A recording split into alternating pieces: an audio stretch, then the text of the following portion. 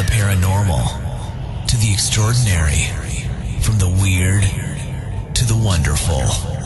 This is On the Odd.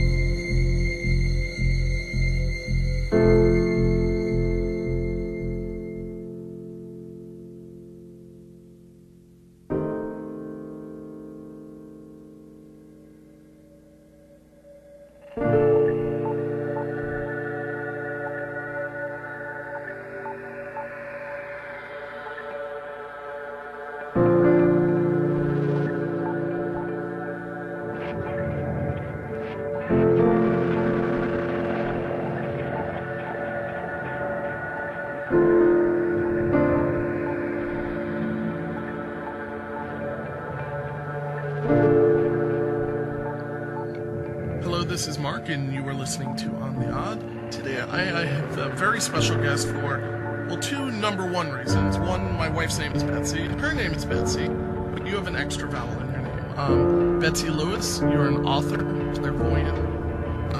You touch upon all of these mysteries of the universe. This is one of the reasons why I was attracted to speaking to you. You've written a number of books on so many different subjects of the paranormal, the questions that face us every day in the earth, and just, you really touch upon so much. And for the most part, I've interviewed a lot of authors who touch upon a lot of things, but you do branch over in a very elegant way, the psychic world into UFOs and cattle mutilations to reptilians. And you do it in a very straightforward, convincing manner that is not tinfoil hat. I don't mean to put down some people who believe in certain things, but some people can get so scatterbrained. And again, I don't mean to put down scatterbrained people because I'm one of them. But you have a certain focus that I think, as I said just before, there's a certain elegance in your writing that really brings it to the forefront. So just welcome you to the show, Betsey Lewis. Thank you so much for taking the time out to do this. Thank you, Mark. It's great to be on your show. And I love these shows that, want to explore more about the unknown, because there's so much unknown in our world. It's constantly we hear of new things all the time that are being discovered. And just because we haven't found proof, and some of these, like these aliens or reptilians aren't in a major museum, that doesn't mean they don't exist, because I think they could certainly exist. And there's too many stories to validate that.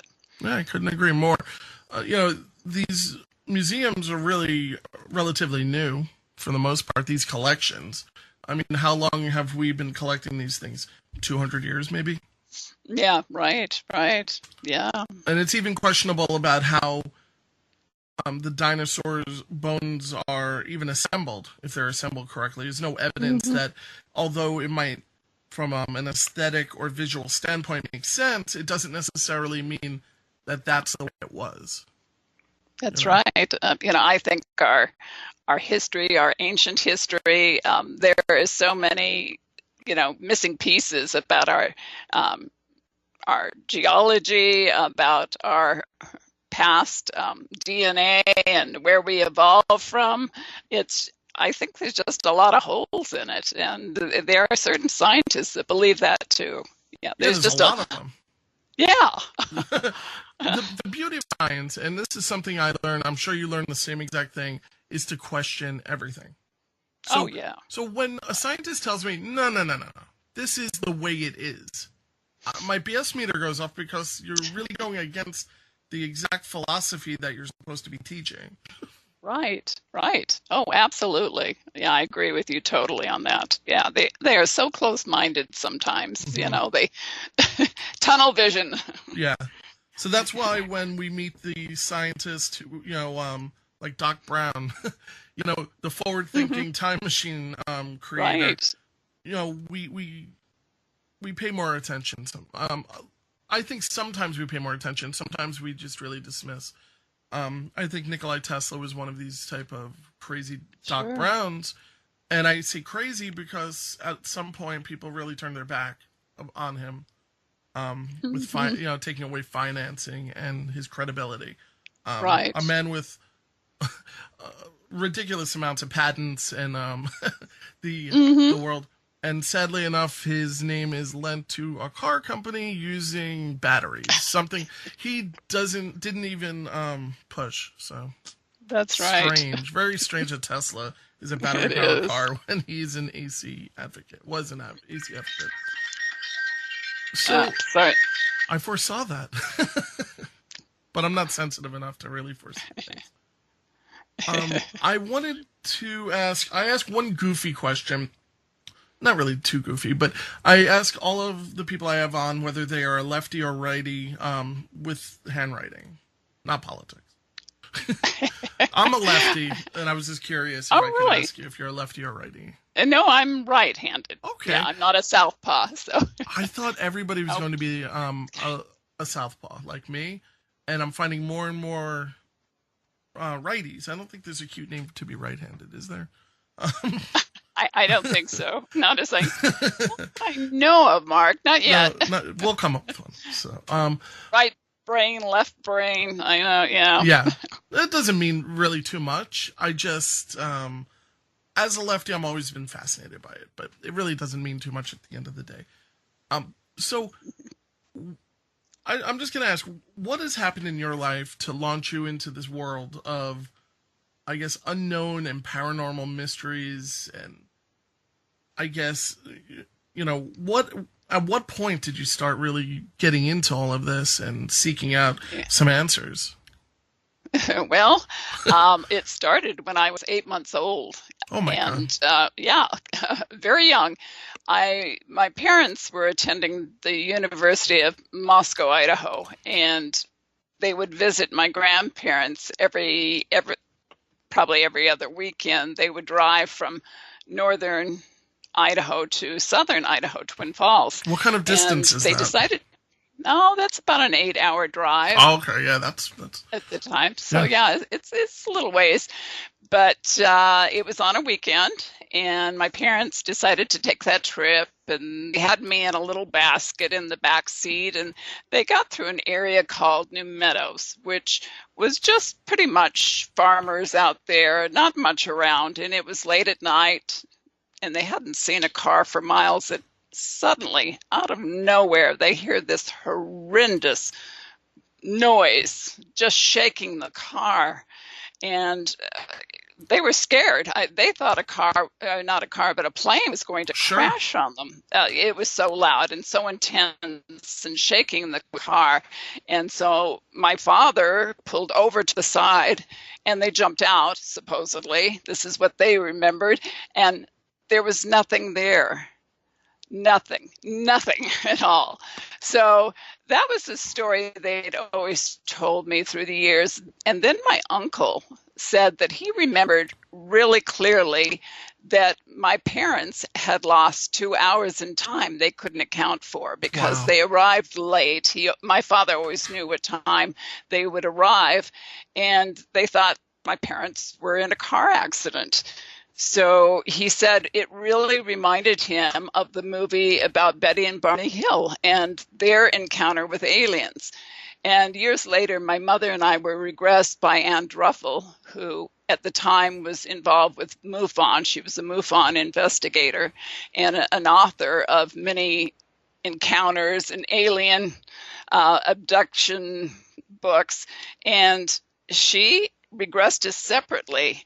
And I said, and even though I was 8 months old at the time, I described how we were abducted by aliens, and we were pulled up through the top of the roof of the car, and we were examined by these gray aliens. And I feel very strongly that something did happen. And maybe not the way I remembered it, but they say that everything happens that we recorded in our subconscious. And years later, the next event, I was 7 years old, and I was chased by a UFO when I was walking home from first grade. And it was really, really scary. This thing was a huge silver disc that was up in the clouds. And this is age 7. Like, so 7. you're Yes. aware, you're no longer an infant. No, I'm not. And I'm not questioning being an infant, because I know some people can really, they have memories that really go back quite a ways. Mine does not, but that doesn't mean others can't or don't. Sure. So I'm sorry, I interrupted. I just wanted to make sure you said 7 because, I mean, I have a 10-year-old. He remembers stuff quite vividly from 5. So wow. Wow. Yeah. So 7 years old. I was walking home. It was a busy street, and I saw this thing that just seemed to get, it seemed to come down lower. It would go up. It would get smaller, larger. And I would hide in the bushes. I ran. Well, this is so weird. I don't understand why I did this, but it would have been easier for me to run straight home and not go anywhere.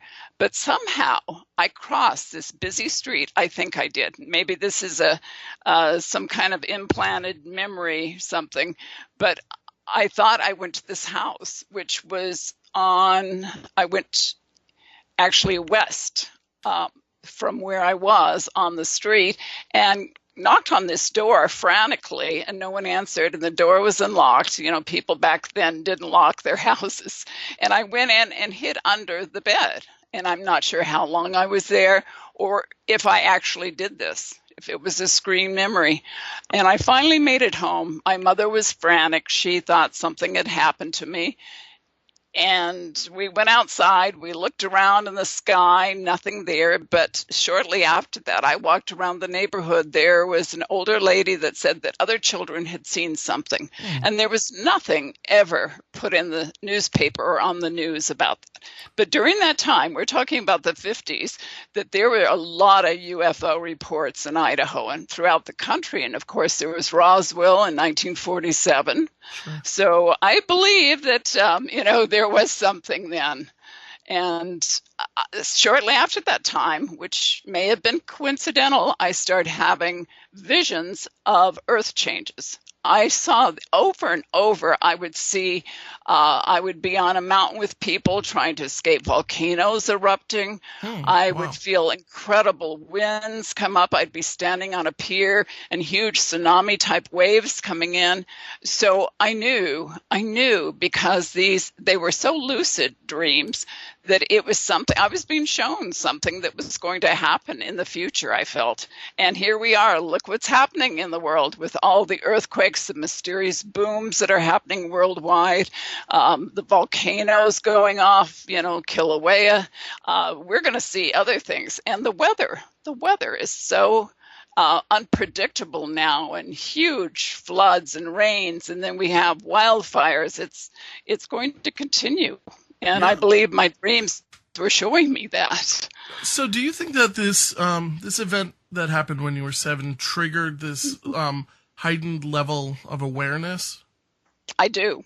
Okay. I do. And I don't know if these beings had given me, these dreams. Many indigenous people all over the world have been in contact with star beings for, many centuries. And these star beings have supposedly told them that a catastrophic event is going to happen, and they're trying to prepare us. So I'm wondering if that's where that came from.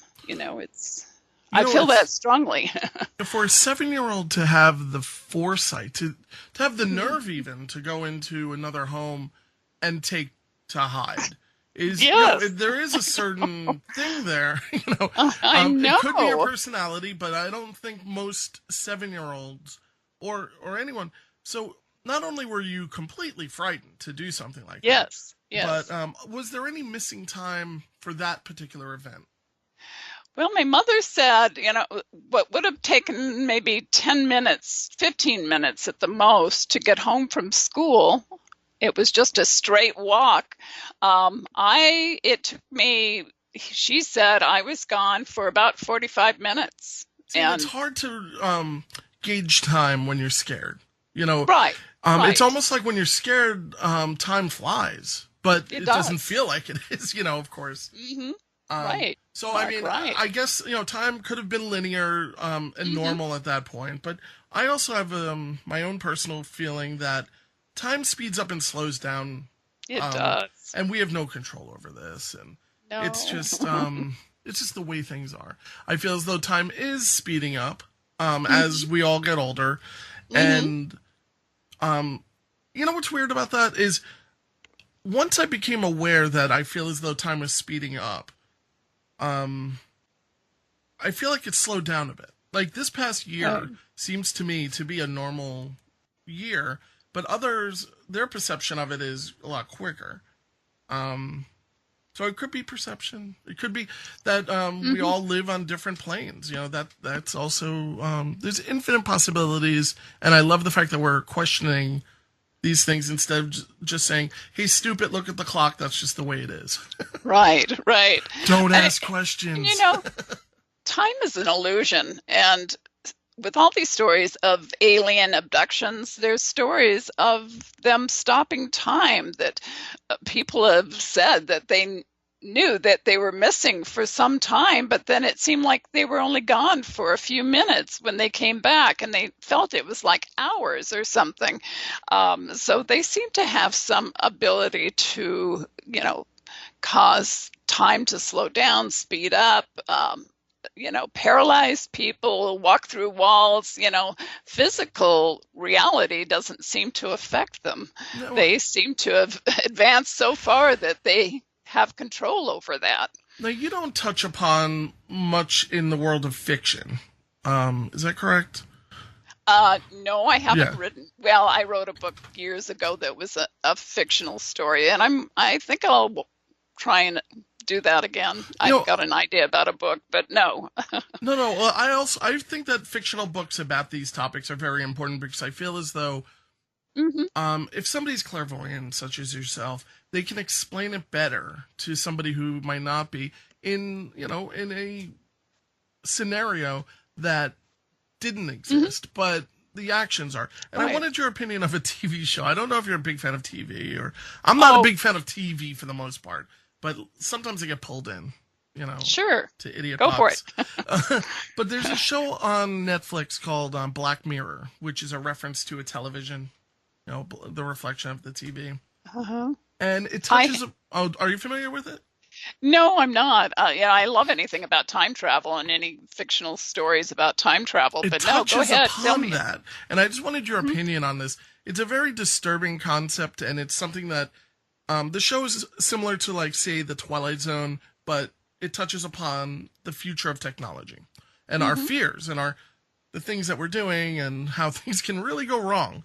So the thread that kind of connects a lot of these shows is pulling our own psyche out of our minds and turning it into a form of living artificial intelligence, genuine, real code. So we don't have a code. We do have a code of Betsey, but it's a real code that's self-aware, which is horrifying, I think. And what we as people do with these copies of ourselves is basically, for the most part, torture them. Because one person wants to have, ironically, the actress was Charlie Chaplin's granddaughter, Una Chaplin. And I always felt like he has a connection to future thinking, and somehow she's enveloped in this fictional depiction of it. But they take your psyche and put it into a device, and they torture it. And the way they torture it is horrifying, and I'll tell you exactly how they do it. To become a personal assistant. So who better than yourself to be your own assistant, right? Because it knows all of your quirks, knows when you want to eat, what you want to eat, and how you want to eat. So what they do is they take the psyche and they put it in a rubber room, so to speak, like a mental institution alone. It never gets hungry, never needs to sleep, and they put it in there for like a month in solitary confinement until they break it.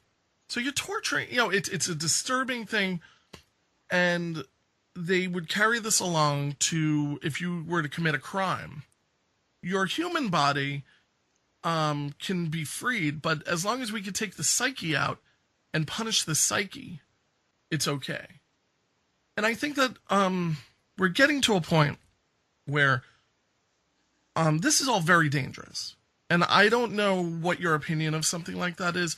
Do you feel as though that's something that is completely fully fictionalized, and you don't feel as though, I mean, it could be just science fiction, but 100 years ago, we wouldn't be able to convince other people that we are talking through a device right now. Right. With this clarity. Well, look how science fiction has become reality with everything, lasers and, going to the moon, and everything that we think of seems to become true within years. It's like we create these things mentally and then we make them physical things. And I think, the mind control, our government and military have experimented on humans for a long, long time. We've been guinea pigs for them for all kinds of horrible experiments. So, no, I think it's all possible. Anything's possible out there. Mm-hmm. I gave a very long-winded explanation. I'm sorry about that. I do want to hear a little bit about your take on the different species of dinosaurs. The intelligent dinosaur. Which a lot of people are going to immediately say, what the hell are you talking about? But if we're intelligent, why can't they be intelligent? I don't understand that entire concept. It's kind of interesting that a new movie's coming out, Jurassic Park. And, one thing that scientists have found, which I thought was incredible, that they used to think that dinosaurs were slow moving, and they thought they were not intelligent. That's not true. And they were fast moving. Some were mammals, not just reptilian, cold-blooded animals. And everything that we thought we knew about them is totally incorrect. And I've hypothesized that a certain species of dinosaur didn't die 65 million years ago to become extinct, that it actually survived. It had over 200 million years to become advanced, superior beings, and they went underground. They are part of the stories of all ancient civilizations around the world about serpent gods. They were worshipped, and indigenous people, Native Americans, they all have incredible stories of these, beings that came up from underground. And I think that it exists. It still does. We know about Dulce and about the reptilians that were underneath there, supposedly, that Phil Schneider and Thomas Costello found. So, I think it's totally true. And I think we have to look at that, that our government knows about them and they don't want us to know about it. They think we'll panic. And, that if they live underground and they're so advanced, they can hide from us. Look at Bigfoot. No one's caught a Bigfoot yet. It's not in a museum yet. All these cryptozoology creatures aren't in any museum yet we know they exist. There's too many legends to say they do, and I don't think humans just make up stuff. I mean, I'm sure they had good imaginations, but when you think about people around the world for eons have talked about these beings, and some were benevolent, some were malevolent. I think we have to start looking at it. Why do UFOs enter and exit large bodies of water, oceans, lakes, volcanoes? There's just too many things we have to ask. Why did they do what they do? As a general people, I think sometimes we forget that ancient people didn't really understand the concept of entertainment so much. When they were writing things on the wall, it wasn't really so much to tell a fictional story. It was to record the history of what they're either seeing or what they have seen. Right. These are some of them possibly fiction, maybe. But these people appeared to have a bigger imagination than we do. And all right, let's guess that they did have a bigger imagination than we do. How? Yeah. Where did these concepts come from? I always bring up to my religious friends, flip open your Bible, go to Ezekiel and tell me what that sounds like. That's a UFO That's landing right. and creatures coming out. Sure. And maybe you should read your own Bible. Yeah. And And they always think it's cool. You know, like everybody you point that out to, I'm sure you've done it. It's like, whoa, I never even saw this. that's right, right. And there are uh, references to serpents in the Bible. In the beginning, Adam and Eve, Eve was tempted by a serpent. Was this a serpent God? You Yes. know, there's just too many stories for us to ignore and not believe that there's connecting dots to all these things. You know, I think if it walks like a duck and quacks like a duck, it is a duck. You know, Yeah. it's Occam's theory. You know, razor, Occam's razor. Yeah, You know. do we have any, I guess, physical evidence with the archaeologists who, brush sand off of things? They, the things that they've discovered, are there any depictions of, I guess, the worship of serpents or serpent gods, or the importance of these, creatures that were just slithering? I mean, that's what we've come to, right? They were just serpents, Right. and for whatever reason, they possess no powers, but they got all the respect in the world. Right. And why would that be? If, Exactly. lowly little snake, what are you afraid of? Why would you worship a snake? There's just too many depictions of it on wall carvings, on ancient Indian texts about them, and there's figurines of them. So there's just so much to say, Mm-hmm. that it's true. Paleontologist Dale Russell in 1982, he's in Canada, created what he called the dinosauroid experiment, where he speculated that if a certain species of dinosaur didn't die 65 million years ago, that and actually became really super intelligent and advanced, he thought maybe it would be the troodon. And he said he actually had a photograph. He actually did a sculpture of this, what it would look like. And guess what it looks like? It's on the front of my book, Ancient Serpent Gods. It looks exactly like the reptilian aliens that people have described over and over, which is Wow. very eerie. Yeah.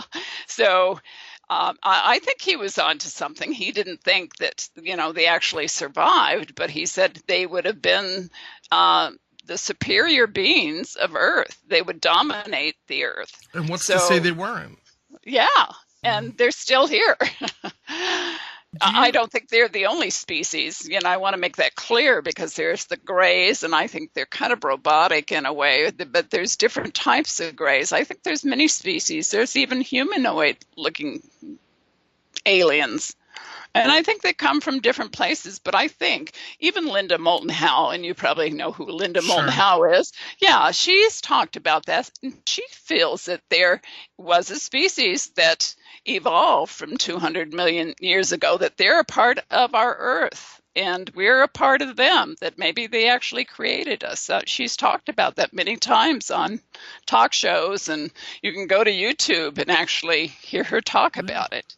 I used to work in this, kind of a new age bookstore, and it would be the place where a lot of people would be attracted to, because we could order books that you just couldn't get at the library or at Barnes and Noble. So, Sure. yeah, these books, your books would be in the store. And one particular guy really kind of struck me, and he was somebody who was trying to deal with the fact that he was abducted and had a bad situation. And he would make these grays, little statues, and just give them to us. The guy wasn't trying to make money doing it, but he would sculpt them out of plaster or clay and paint them. And he had an interesting theory that he felt, and this is back in the early 90s, before people were all talking about artificial intelligence. It was his theory that the grays were a form of, like you said, you triggered this by saying they're kind of robotic. He just felt like they were a heightened level of artificial intelligence for some level of energy, just to manifest for us so that we can see something and interact with something, and they're human enough, just human enough, so that we can actually accept it on some level. And that seems that lends itself to the way they are described, because they seem emotionless, or people describe them as just clinical and sterile. And although people do describe there being a smell on these crafts, like a sewagey type of smell. Not everyone, but some people do. Right. And I just thought that was really, really, interesting. And like everyone else, this guy just kind of up and stopped coming to the store after coming there every day for like 3 years. But he would make these beautiful sculptures that he just said it just made him feel better. And he'd be up at night and not being able to sleep because he would have really terrible nightmares, and he didn't want to drug himself. So. Wow. Yeah. There's just so many stories. The Inuit Alaskan people up there have stories of these people from underground and how people have been taken, but they believe that they were benevolent beings. And there's just so many stories that they're underground and they come out. I don't know if you've read any of Dr. Artie Six Killer Clark's books, that she's interviewed Native Americans and indigenous people throughout the West and into Central America, and they all talk about, the star beings and how they've been told incredible things that relate to our future and our existence on this planet. And it's always so quickly dismissed. Oh, they were on peyote. Yeah, or right. It's not everything is peyote. Not everything can be just dismissed. You can dismiss some of it. I have no issue with that. I have no issue with being a self-debunker. I take a picture and there's an orb on it. Yeah, that's maybe dust. I have no issue with telling myself, no, that's not what it looks like. But not everything can be. It's just mathematically impossible. Yeah. Do you feel as though the current reptilians, because I have a hard time with the reptilian theory, but on the other hand, I don't. I see some people making really kind of phony videos on YouTube. Then I see some, though, that I see that people are like, no, this is unedited. Go and look it up. And you look it up, and it's legitimate. Sure. I was just wondering, are these a connection to the Greys? Is this another parallel universe, entering ours, or are we entering theirs? Mark, it's so sad that there's so much disinformation out there and so many phony so much YouTube. Noise. There is. People just do the UFO things I've seen on there. Most of them you can tell are just phony and faked. And I think that's a great disservice for what's really going on out there. And that's the way we become so skeptical and cynical about everything, that anything that's true that happens to someone, like the Betty Andres and Luca and her family that were abducted over and over and over. And the incredible stories that Raymond Fowler. I'm not familiar with them. What is their name not? Again? I'm sorry. Oh, it's Betty and Bob Luca. She and her whole family were abducted since the 60s. And these were the Greys, but she also saw the elders who were more human-like, but they were like cloned. They would actually do these really strange things that she'd watched, that they'd come together in a circle and they'd do like some kind of ritual or something that she had watched. The Greys would take her to this crystal city, and it was like they had downloaded her memories of the Wizard of Oz, because she'd go down this crystal road, and there was a crystal lake, and she had to wear special shoes, and just incredible things. And she's a good Christian. She believes that these grays were actually aliens, but that's her take on it. But there's just no way. And this is in the Watchers. There's many books about their case that Raymond Fowler investigated and wrote about. They're incredible story. That's fascinating. As though they can enter your mind and see, well, she seems to like this reality, and maybe they're so unaware of what is a reality for your average person that they just pull this fictional, Wizard of Oz and recreate it. Right. And for what purpose? Comfortability, right? Just to make her, because so she would be frightened. It's her favorite place, and it's like, all right, we're talking about the Wizard of Oz, one of the most frightening places ever. Right. At least for me, I was frightened, not of the flying monkeys, but I was afraid of probably most other things from the movie. The Green Wicked Witch, and I always felt like my mother, who was I always felt a very sensitive person, very in tune with the world, but would never admit it. I remember her telling me trying to explain, because I really had this hard concept of, well, why is it black and white and now it's color? Like, why? And I would ask these kind of questions that are, I wasn't just willing to accept, oh, it's just a better time. And she would say, well, think of it as just different dimensions. And then she went into this not crazy, but long explanation to like a 7-year-old about dimensions. Oh, no. And I remember really? this so vivid. I would think I was older than that. Wow. Maybe I was 8 or something. But I just remember thinking, you don't believe in this kind of stuff. Like, what are you talking about? And wow. But I didn't say that. I just, it's one of those memories of, maybe Mom knew a little bit more than she let on. I think she did. Absolutely. She had a healthy fear of a lot of things. And I like to think that anyway. My mom believed in all those things. She was talking about UFOs and told me about Ezekiel. She was the first one. And, I always, I believed that. In grade school, I was trying to levitate pencils with my mind and looking for UFOs in the sky. And, kids thought I was pretty out there, What's wrong with her? Yeah, I've heard that. I've been in the office hearing like, well, why can't you just be like other kids? Mm-hmm. And I'm hearing it a little bit with my own son. Are you? But we live in a different world now, thankfully. And I'm going to say they've never brought up saying anything like, well, let's give him drugs to dumb him down. But they've definitely alluded to, well, he's really, distracted and this and that. And my wife being more concerned about it, I just said, let's just see where it goes. He's a kid. Mm-hmm. And he'll all grow then. Is he dyslexic? No. But no? Okay. I do have dyslexia in my family. I don't think he's not, because he's an avid reader right now. But something clicked, and now he's embraced it. He's still a quirky kid, but he's involved in ballroom dancing at the age of 10. Oh wow.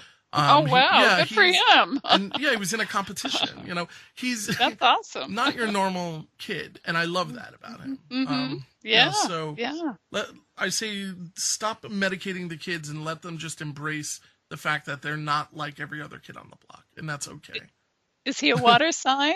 Born under a water sign? You know what? I don't follow too. I'm embarrassed to say that his birthday just passed. It was June 4th. June 4th, okay. So I don't know what that is. No, that's Gemini still. Oh, yeah. He's a lefty, but, though. Yeah. Well, that could mean a lot, yeah. And I'm an Aquarius, so I'm a water sign. Yeah. And I just think I have more patience for it. I want to see where we can take this. And so far, I'm pretty happy with his personal achievements. That's enough about me. Now, what would be... Do you feel as though these... I have two questions, I'm sorry. Sure, go ahead.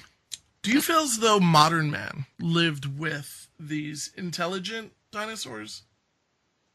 I believe so, and I think they had something to do. I think there was regular dinosaurs, and I think there's, like the footprints in Texas in a riverbed shows a human footprint alongside an alien, not alien, I mean dinosaur print. Yeah. So, there's so much evidence. There's many pictographs and even geoglyphs and things like that out there that have been found. There's someplace I think it's in the Grand Canyon, they found what looks like a fire-breathing dinosaur, Wow. like a dragon, and where it was found in a cave so high up that it would be impossible for people to just go up there and fake it. And, they wonder, was there really dragons like the Chinese believed? They have myths about their dragons and fire breathing too.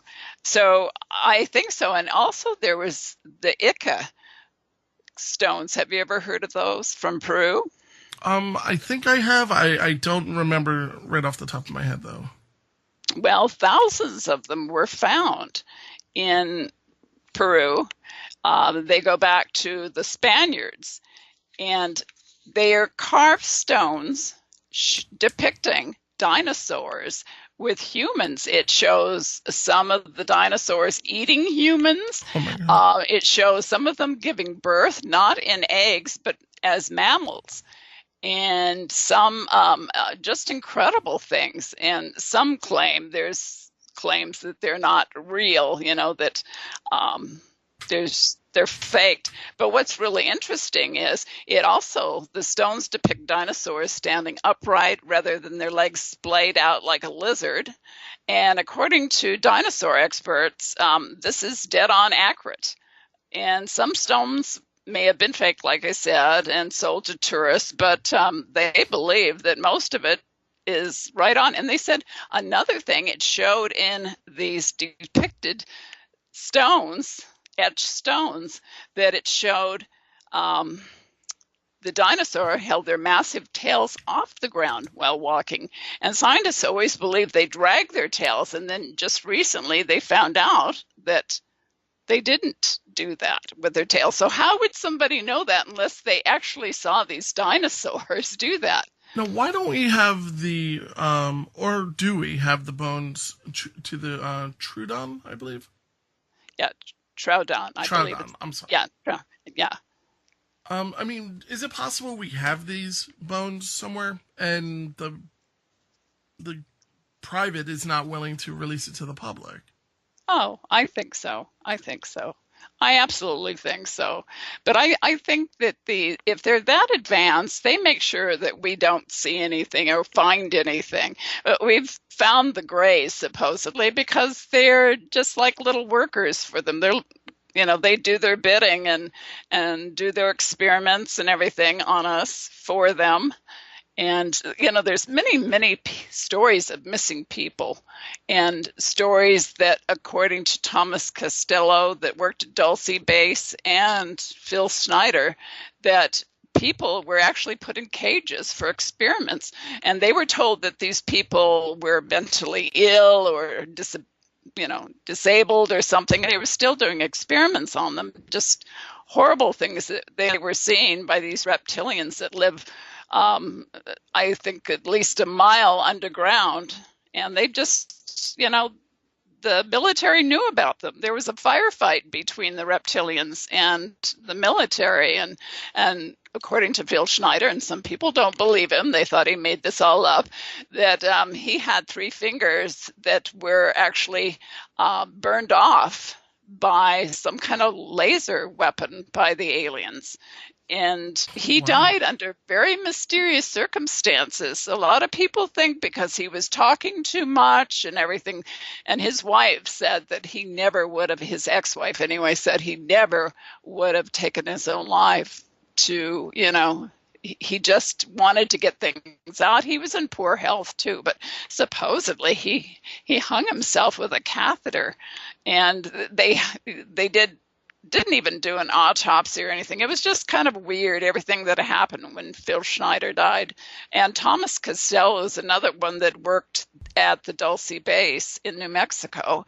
And he talked about the same thing, that he feared for his life, that he was told that if he didn't stay quiet, something would happen to he and his family. And he got out of the United States and went to Europe and went underground and changed his name, supposedly. That's what the story goes. But yeah, I mean, they seem to be getting people who have a lot of information tend to get suicided, is what I call it. And it is a real shame that, you know, the cover up of information, that's the way to do it, I guess. It's now, I was talking to somebody recently, and they were giving me an interesting statistic with missing people. And they said, you know, I forget the exact amount that every year, the amount of people that go missing. Then, you know, then of course you have the people who show up. Their bodies are showed up. Some come back home. There are, you know, some bodies wash up, so you have to account for some of those. But it ends up being a very staggeringly high number of 50,000 in, I think that's in the world, of documented people missing. And you have to wonder, where are these people going? There has to be something somewhere by someone. And of course we can come up with the darkest of agendas. But they cannot be 50,000. It's too high of a number. I think it's even more than that, actually. Oh, me too, because these are just the ones that are reported. Right. You could probably double that number, at least. Because we have undocumented workers, we have countries that just don't give two craps. And yeah, this is just, it's a real shame. And it is a very scary number, because we all have loved ones. That being said, well, children, you know, there's just a lot of missing children, and that could be human abductions too. We know that goes on all the time, and there's murders and horrible things, but there's other stories of children that just vanish. You know, people saw them and just suddenly they vanished. And stories of humans too. And you've probably heard of David, I think it's pronounced Pilates, is it? Pilates? He's been on Coast to Coast, and he's written about all these missing people in national forests. They're seen and then suddenly they're gone, and children that are transported supposedly miles from where they originally were and either end up dead or they find them and they're just miles away from where they could have been barefoot, and there's no explanation how they got there. So who is taking them? What's happening to these people that just vanish in the forest? And I guess, you know, when he tries to talk to these people at the National Forest and find out about these missing cases, they just shut up. They don't want to talk about it. Wow. I mean, I believe in portals. I believe that in general, I think that as humans, we definitely are doing something with interdimensional, travel or breaking. I'm not really sure. You know, when you put on the table things like the Mandela effect, which I think is it's a fun thing to talk about, but when the reality of it all, I don't know if you've looked into the Mandela effect. Yes, it can get kind of creepy. I don't believe all of it, but I think some of it is really legitimate. I've had it happen, haven't you? Yeah, where you thought someone died and they haven't, and you swore that you remember when they died, and maybe that is a time slip. And it seems to only be triggered from the very late 80s to now. It's almost like there's no Mandela effect, remnants that go any further back that I know of. Actually, no, I'm wrong with that. I don't know if you've heard of this particular one, but there seems to be a missing landmass between Australia and South America. And on a number of different globes, you can see them in movies and TV shows. And somebody came up with an I Dream of Jeannie episode where it shows it very clearly. So that, I think, is 1969. Yeah. I think there are time slips going on out there. I think that our military or maybe even CERN has landed, have discovered time travel. I think time travel is going to be something in our future. And if they That's a haven't funny thing to say. already, I know. And I feel that we already have that ability. I felt that a long, long time ago that they've done experiments. We know about the Philadelphia experiment Sure. during World War II, where this ship actually disappeared and reappeared again, that they know these things and have done these things. There's just too many stories about time travel. And if you believe John Teeter, the story of John Teeter, I'm very familiar with it, sure. Yeah, he predicted a lot of things that couldn't have been known and even described the time machine and said how to make it. I mean, that's pretty incredible. And he just showed up in a blog in 2000 and just communicated all these things. I learned of that at the tail end, and then he kind of just up and vanished. Yeah, right. What was so interesting about it, that is, to this day, the technical know-how of microprocessors and this one specific computer that he was seeking out.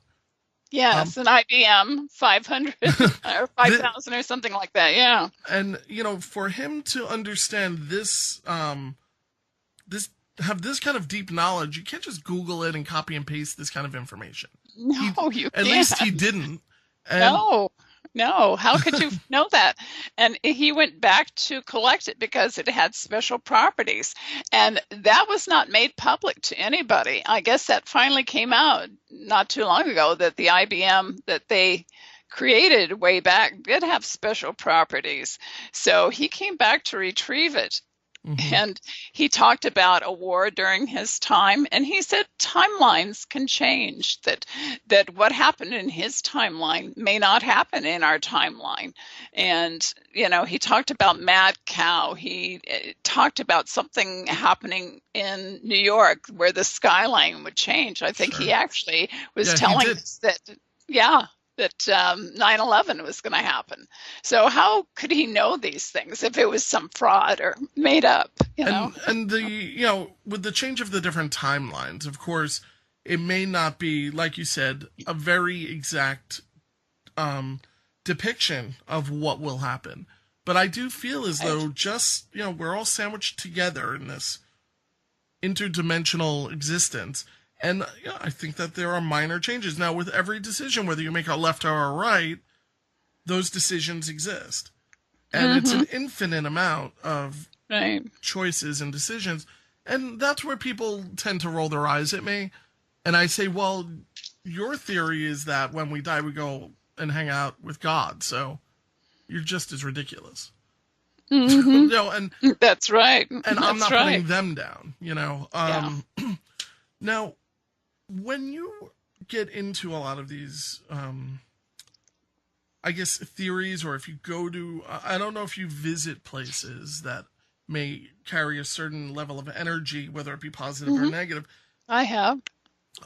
Because you do have definitely a heightened level and awareness of sensitivity. Do you protect yourself in any way? I ask this because it really varies from person to person.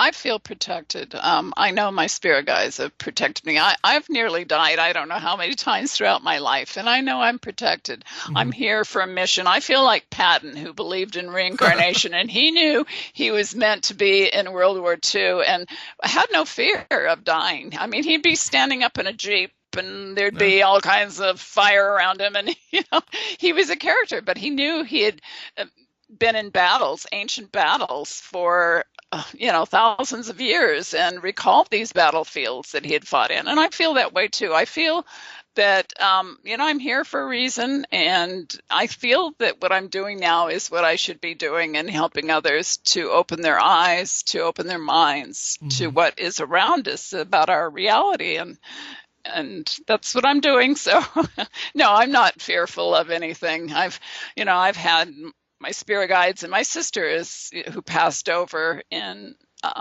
2002 is my spirit guide, and she's always contacting me, and doing little mischievous things like she likes to do, messing with our computers and our lights and, and our feel radio. like they have a connection to technology, don't they? Yes, they do. They do. Yeah, they contact us. They're watching us. There's just many parallel worlds that coexist with our own world, and we just think that we're, it's only the physical world, but they're just a vibration away from us. They're existing on a higher vibration. And, I know that my co-host Alex, who's not here today, or he's being very quiet, he would punch me if I didn't bring this up. Alex had a twin sister who passed away. Wow. And he's had a number of very, I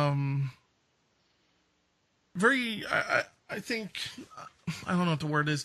It's not unsettling. It's not scary, but he's had a number of technological situations where she's reaching out to him. Mm. And he's definitely, I think he was freaked out at first. I think, I bet. But I think he finds comfort in it now. Alex is not one of these people who sees too much in patterns, but the patterns are coming to him now with numbers, whether it be the year he was born or his birth date and their birth date. And he feels like these are ways of his sister reaching out to him. And Alex, I know you're going to listen to this. I hope you don't mind me bringing this up. And I know he's a very private person when it comes to this type of stuff. And I just know that he would be asking you these type of things. How common is that? I mean, obviously a twin bond is a twin bond. I mean, come on, you were created next to each other. It's like living next door to somebody your whole life. Not really. Right. There's more than just a kinship in blood and cells. There's a real psychological connection. Oh, I think so. My father I agree. was a twin, and really, yeah, wow. and his twin is still around. My father passed away, and it's weird when I see my uncle. It's definitely not just the physical thing is interesting, but just my dad's kind of still alive in a lot of ways. It's sure. So that of course is always off. It's strange. But yeah, I mean, have you heard about this with a twin phenomenon? Two of my closest friends when I was growing up, identical twins, to the point where even as best friends, I had a hard time telling them apart. And one perished, sadly. And he still feels as though they have such a kinship, even in the afterlife. Sure. I have so many twins around me. Jeez. Too many twins. Interesting. Yeah. I've heard stories, amazing stories. I have cousins, they're twins, and they are pretty telepathic and pretty connected. One is in Salt Lake City and the other one's in Dubai. But they seem pretty connected. And I've heard from time to time they can be telepathic, and they just know if something's happened to one, or the other, that they pick that up right away. Yeah, I think there's something there, and I think there's it's like a natural magic thing going on there, even in the afterlife. So I'm just I just didn't know what you had thought of that, or you have cousins that are twins that clearly have this connection. Sure. You reminded me of something that I had not heard discussed in a very long time, and this has nothing to do with twins. Those crazy booms that are happening in the Midwest. Yes. Oh, all over the world. They've been going on for quite a while, several years back into the 90s. And Linda Moulton Howe has, all these stories on her Earth News, or earthfiles.com. And she's, investigated some. But I think what I've noticed with these booms, and I'm not saying all the booms, that there are big earthquakes connected. It's kind of like a warning signal that something's going to happen within our Earth. And I think there's other reasons that maybe there's some kind of underground something going on, digging, whatever that could be connected to. But I think majority of booms, and it could be also meteors. Meteors make booms, but I think there's more to it than that. Not that all. I mean, we do get meteors, Right. We definitely have Right. we have shrapnel and all types of stuff falling into our atmosphere all the time. When you bring this up, it has to make me think immediately of a project that seems that too many people are behind right now, and that's Elon Musk's boring company. Oh, Are you familiar with this? Right, Yeah. right. Yeah, I've heard a little bit about that. He built a 2-mile stretch already, where Right. in on the West Coast, where he's boring through the earth. And he wants to create this underground connection of highways, automated, and what could possibly go wrong with underground tunnels, right? Right. Now, I don't mean to crap on his idea because the guy is a visionary. These Sure. are science fiction to me. I'm the old man yelling, I'll drive on a highway on top of the earth, thanks. And if they can pull it off, they can pull it off. But it just seems like such a bad idea because of the fracking. I don't want to choose a side with fracking. I don't want to choose a side with natural resource, pulling it from the earth. But fracking is clearly creating natural man-made earthquakes. It's a fact. Yeah, it is a fact. Yeah, you're right. And Absolutely. and we are polluting the earth on a very deep level with the fluid that we're using with fracking. The poisons we're putting into Mother Earth. It's horrible what we're doing. Yeah, I mean, we're directly basically dumping our sewage into our water supply at a very deep level. We are. We're just destroying everything. No, we're killing ourselves. I feel the aliens won't have to kill us off if they want to. We're doing it ourselves. They'll have no karma on their end. I feel like we are fleas on the earth, and all the earth really needs to do is shake us off like a dog, and we die. And the earth will be here forever. We're not going, no matter what we do, the earth is not in a rush. And that gives me comfort because we're doing stuff like this on such a large scale, whether it be fracking or boring through the earth for thousands of miles, which is what his plan is. Exactly. This is not good. This is not a good idea. It isn't. And I'm sorry, go on. I'm sorry, go ahead. No, I was just saying it's one of these things where on paper it's a fantastic idea. Love it. And if I was maybe 13 years old, I'd love it. But as a 45-year-old adult, I look back at this and I think nothing good can come from doing this. Can't. No, we've disrespected the earth for so long, and indigenous people are really worried. And what they've been told by the star beings that the earth is going to shift again. And what's really interesting is the Australian people have a legend that they came from a faraway place in the solar system, and they came here to help Earth because the grid was out of balance. And they feel that because we are taking the minerals out of Earth now, we're taking the gold, the silver, the uranium, the oil, everything out of the Earth, that we are causing these Earth changes right now, that we are sucking everything out. This is Earth's blood, lifeblood. And we have no respect for that. And if we continue that, it's like pulling the juice out of an orange, you're not going to have anything left. But, and I think Mother Earth is showing us, whatever we do to the earth is coming back to us now. It's, we'll turn back into the oil. Yeah. And you think about the plastics, that's just a major, major environmental disaster. And we're dumping so much into the oceans, and these plastics break down into little pieces, and then the fish eat them, and then we catch the fish, and guess what? We eat the fish, and it goes into our system. So it's coming right back at us. It's the boomerang effect. Yeah, it's a real shame. I also have a fear of these plastics that solar panels are made of. So I don't know. I bring this up because have you ever walked past solar panels, whether they be old or new, and maybe if they're baking in the sun, they let off a smell. And I'm thinking, this is some type of hydrocarbon. Like, this is, there's something in here that stinks. And wow. And I'm wondering, at what point are we... I mean, clearly solar is an interesting technology. It really hasn't evolved much since its creation. We just make them bigger. Instead of doing like a multi-layer design of them, where, you know, we've been able to do multi-layer with microprocessors, where we can get a number of them working together in the same space. But for whatever reason, we can't do that with solar panels.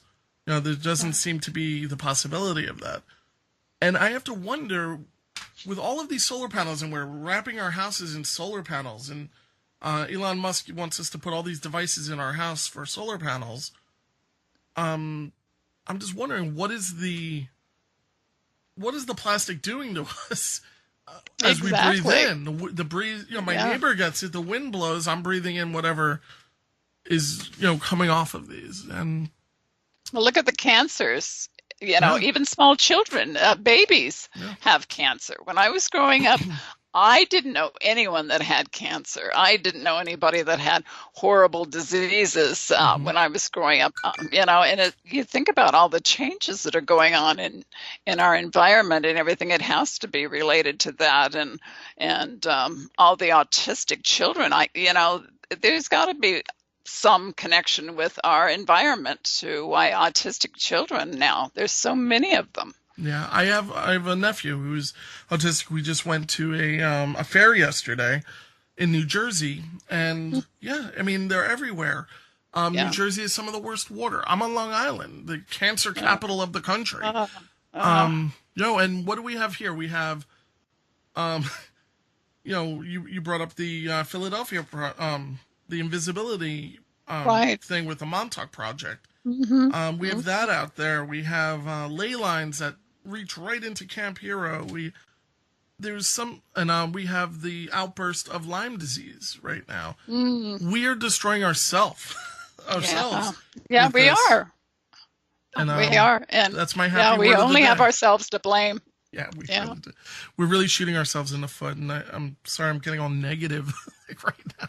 Well, I think we've got to think about that, because I think we're running out of time. You know, I hate to say it, Mark, and like you said, you know, I don't want to be a doomsayer, but, you know, I think the Earth goes through changes every several thousand years. It shifts, the poles shift, and that's the way Mother Earth cleanses herself. That's why, you know, I believe Atlantis existed, and you know, they had the great and mighty crystal, according to Edgar Casey, and if that's true and they misuse their technology like we're doing now, we're going to do the same thing and cause these changes in Earth.